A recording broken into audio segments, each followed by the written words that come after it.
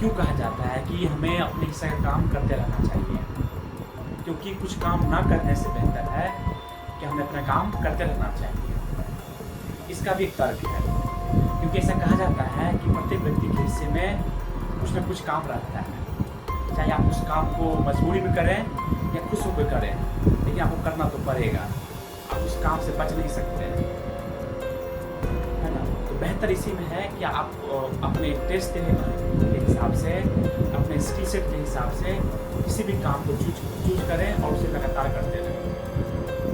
Suppose that एक example है कि होता है ना, जब हम लोग कॉलेज में या स्कूल टाइम में होते हैं, तो उस टाइम क्या होता है? सपोज दैट आप किसी सब्जेक्ट में फेल कर गए, या आपको उस सब्जेक्ट में इंटरेस्ट नहीं आ रहा है ना, या टीचर अच्छे नहीं है, इसकी वजह से होता है आप उस सब्जेक्ट में अच्छा मार्क्स नहीं ला पा रहे हैं, सपोज दैट आप उसमें फेल हो गए।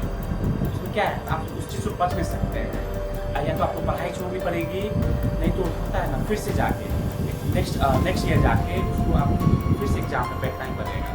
सपोज दैट आप होता है ना पढ़ाई छोड़ दिए, ठीक ना, तो आपको होता है सपोज दैट किसी दूसरे फील्ड में गए, सपोज दैट आप स्पोर्ट्स में गए, वहाँ सपोज दैट आप स्पोर्ट्स में क्रिकेट में गए, वहाँ आप ये नहीं कर सकते हैं कि आज प्रैक्टिस नहीं करना है, क्योंकि आपको होता है ना कि प्रत्येक व्यक्ति के हिस्से में होता है कुछ ना कुछ काम रहता है ना, तो आप उसको स्किप नहीं कर सकते हैं, है ना?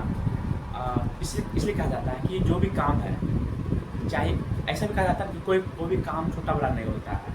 आप अपने इंटरेस्ट के हिसाब से, अपने स्किल सेट के हिसाब से कोई भी काम को चूज कर सकते हैं और उसे काम को लगातार करते रहना पड़ेगा।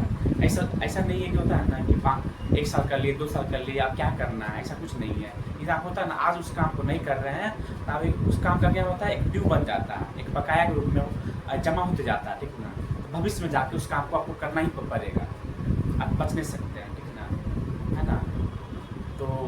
तो इस टॉपिक पे आप लोगों का क्या व्यूज़ है? Please comment us and also please support us. Thank you very much.